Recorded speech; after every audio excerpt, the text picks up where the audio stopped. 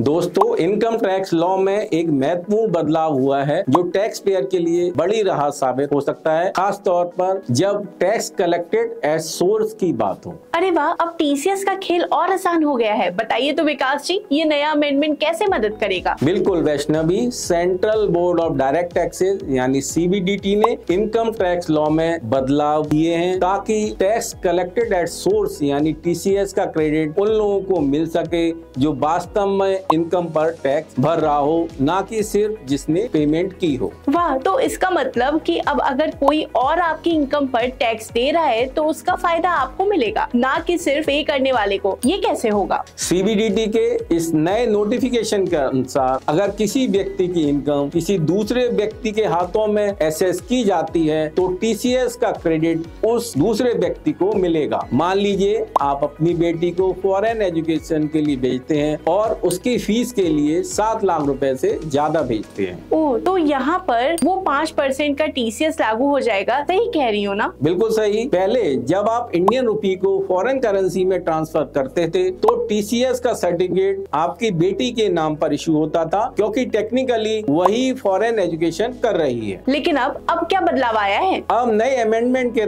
बाद अगर आपकी बेटी की इनकम आपके साथ क्लब्ड है तो टीसीएस का क्रेडिट आपको मिलेगा, यानी अब वो 5% टीसीएस का फायदा आप ले सकते हैं, ना कि आपकी बेटी। अरे वाह, इससे तो टैक्स पेयर्स को काफी रिलीफ मिलेगा, खास तौर पे पेरेंट्स को जो अपने बच्चों को एजुकेशन के लिए पैसे भेज रहे हैं। बिल्कुल वैष्णवी, और यही नहीं, ये अमेंडमेंट और भी ऐसे केसेस में मददगार साबित होगा जहां इनकम किसी दूसरे व्यक्ति के हाथ एसेस होती है। ये एक बड़ा कदम है जो टैक्स पेयर की मदद करेगा उनकी टैक्स लायबिलिटी को कम करने। तो दोस्तों, अगर आप भी टीसीएस के दायरे में आते हैं तो इस नए अमेंडमेंट का जरूर फायदा उठाइए। और हाँ, अगर आपका कोई सवाल हो तो हमें कमेंट सेक्शन में बताना ना भूलें। ध्यान रहे, इस बदलाव से आपकी टैक्स प्लानिंग और बेहतर हो सकती है। हम उम्मीद करते हैं आपको ये जानकारी काम आएगी। मिलते हैं अगले वीडियो में।